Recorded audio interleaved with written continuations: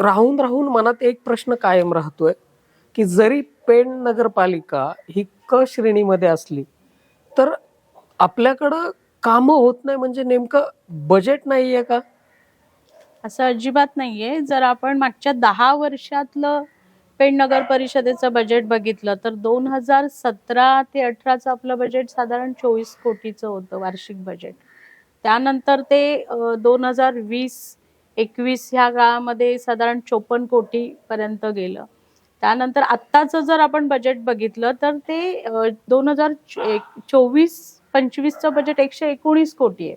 म्हणजे हे 8 वर्षातलं जर बजेट आपण एकत्र केलं तर ते साधारण होत आहेत आतापर्यंतचे 450 कोटी पर्यंत होतात. आपल्याला माहितीये की जेवढं बजेट आपण ठरवतो तेवढे पैसे काय मिळतातच असं नाहीये.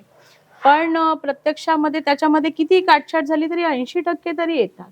हे साधारण 390 कोटी पर्यंत पेण नगर परिषदेला फक्त बजेट मधले आले. आणि आमदार निधी असेल, खासदार निधी असेल, नाविन्यपूर्ण योजना असतील ते वेगळे, जसे MMRDAचं आता 54 कोटीचे रस्ते आहे किंवा तलावाचं सुशोभीकरणासाठी पर्यटन विभागाचा निधी आहे, हे बजेट वेगळं. म्हणजे साधारण एक 500-600 कोटी आलेत आपल्याकडे ह्या 10 वर्षामध्ये. पण तरीही पाण्याचे प्रश्न तसेच आहेत, सांडपाण्याचे म्हणजे प्रश्न बाकीचे प्रश्न तसेच आहेत, रस्त्याचे प्रश्न तसेच आहेत. मग हा पैसा गेला कुठे? म्हणजे निधी येतोय, निधी येतोय, तो खर्चही होतोय. आता 24-25चं जे 119 कोटीचं बजेट होतं त्यातले 100 कोटी खर्च झालेत, 18 कोटी आता ते नेक्स्ट इयर मध्ये ऍड होऊन येणार. तर हे पैसे येतात, खर्च होतात, पण ते कामाच्या स्वरूपात दिसत नाहीयेत ना. म्हणून मला असं वाटतं आपण मतदारांना सांगितलं पाहिजे की ह्या निवडणुकीमध्ये जो पैसा वापरला जाते तो हाच पैसा आहे, ह्याच पैशातनं त्या निवडणुका होत आहेत.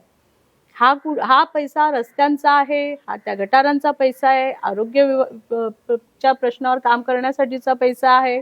म्हणून खरं तर असं नाही म्हटलं पाहिजे, पण तो पैसा घ्या, तो पैसा आपला आहे, कष्टाचा आहे, कराचा आहे. मतांसाठी जर कुणी पैसे देत असेल तर खरंच घ्या.